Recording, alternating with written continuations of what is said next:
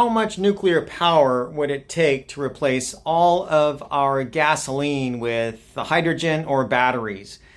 Great question. And to start off with, if we just wanted to have all of our electricity produced by nuclear, we'll need at least 5 times the amount of nuclear that we currently have in the United States.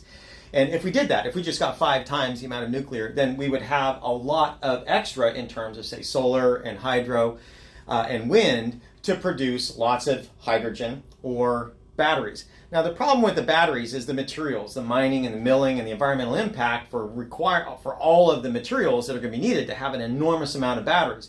Now, if you can do that in a way that's environmentally friendly, that's fantastic. It just requires a lot of energy.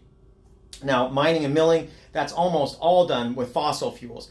And so even making solar panels, that's pretty much all supplied with fossil fuels. All the materials that are required to get that energy, it's being supplied with fossil fuels. So eventually we have to divorce ourselves from fossil fuels if we want to hit our climate goals.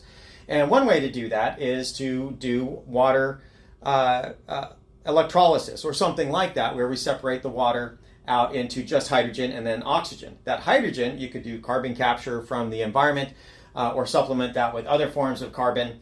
And with that carbon and that hydrogen, you can make methane. And from that methane, you could use liquid methane, or you could make more complicated hydrocarbons, and so eventually replace all of the liquid fuels that we currently use for transportation and mining and milling. And so just 5 times the amount of nuclear that we have now, we could start to make progress on that.